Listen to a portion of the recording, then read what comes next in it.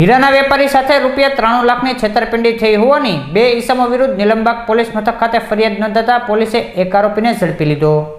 સિદ્ધસર ગામે રહેતા માવજીભાઈ ભગવાનભાઈ ધામેલિયા અને તેનો પુત્ર હીરાના વ્યવસાય સાથે સંકળાયેલ છે, જેમણે હીરાના દલાલ ઈશ્વરભાઈ શામજીભાઈ ભડોદરિયાને વેચાણ અર્થે આપ્યા હતા। બાદ હીરાની આવેલી રકમ ₹93 લાખની રકમ પરત કરેલ નહીં, જે બાબતે ડાયમંડ એસોસિએશનના પ્રમુખ ઘનશ્યામભાઈ ગોરસિયાને વાત કરતા એ બેઠકમાં સમાધાન થયું હતું। આ સમાધાનમાં થોડી રકમની જમીન તથા રોકડ ₹10 લાખ આપેલ બાદ બાકી રહેલી 76 લાખ નહીં આપી ઈશ્વરભાઈ શામજીભાઈ ભડોદરિયા અને ઘનશ્યામભાઈ ગોરસિયાએ છેતરપિંડી કર્યાની નીલમબાગ પોલીસ મથક ખાતે ફરિયાદ નોંધવામાં આવતા પોલીસે આરોપી ઈશ્વરભાઈ શામજીભાઈ ભડોદરિયાની અટકાયત કરી ધોરણસરની કાર્યવાહી હાથ ધરી હતી।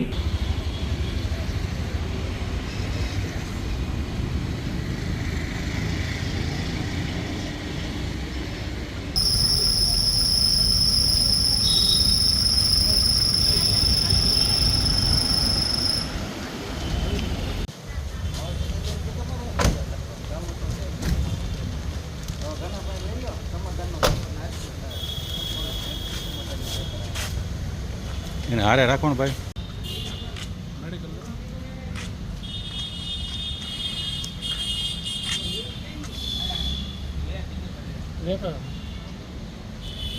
બાપુ સેજ